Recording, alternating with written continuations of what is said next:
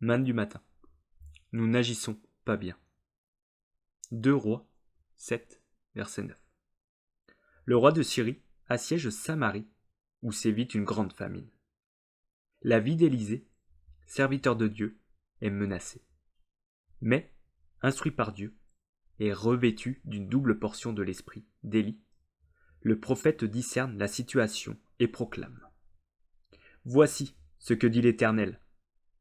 Demain, à la même heure, on pourra avoir 7 litres de fleur de farine pour une pièce d'argent et 14 litres d'orge pour une pièce d'argent, à la porte de Samarie. C'est la parole de Dieu. Élisée y croit et il sait qu'elle va s'accomplir. Mais Dieu est libre d'employer les moyens qu'il choisit. 4 lépreux viennent au camp des Syriens. Ils découvrent un désordre complet dans ce camp abandonné.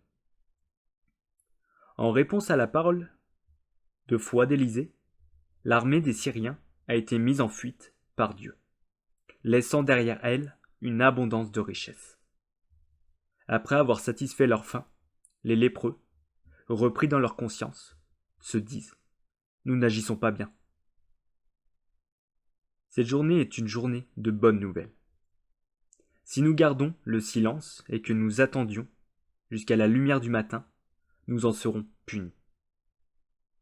Venez maintenant, allons faire un rapport au palais royal.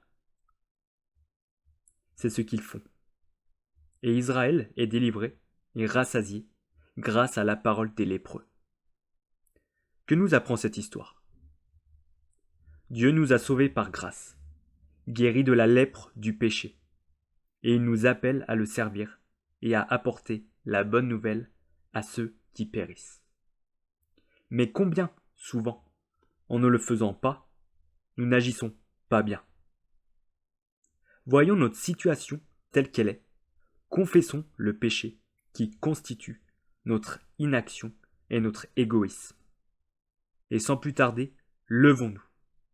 Propageons la bonne nouvelle, avec fraîcheur et conviction, afin que ceux qui sont en train de mourir par la famine soient sauvés, et aient leur part de l'abondance qui est en Christ. Écoutons la parole de Dieu.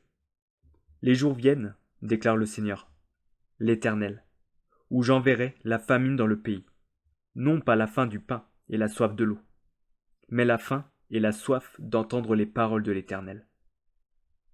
Ils iront çà et là pour chercher la parole de l'Éternel, et ils ne la trouveront pas. Amos, chapitre 8, versets 11 et 12.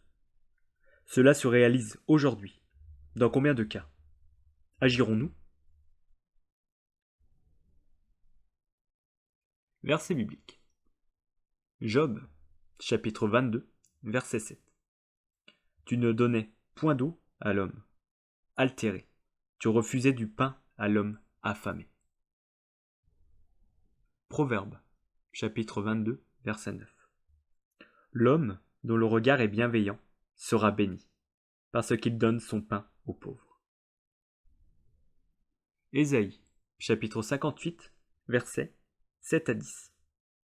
Partage ton pain avec celui qui a faim, et fais entrer dans ta maison les malheureux sans asile. Si tu vois un homme nu, couvre-le, et ne te détourne pas de ton semblable.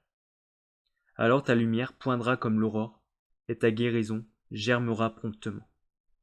Ta justice marchera devant toi, et la gloire de l'Éternel t'accompagnera. Alors tu appelleras, et l'Éternel répondra. Tu crieras, et il dira, me voici. Si tu éloignes du milieu de toi le joug, les gestes menaçants et les discours injurieux.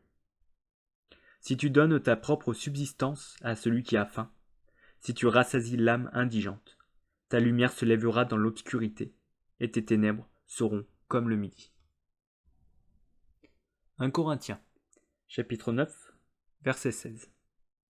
Si j'annonce l'Évangile, ce n'est pas pour moi un sujet de gloire, car la nécessité m'en est imposée, et malheur à moi si je n'annonce pas l'Évangile.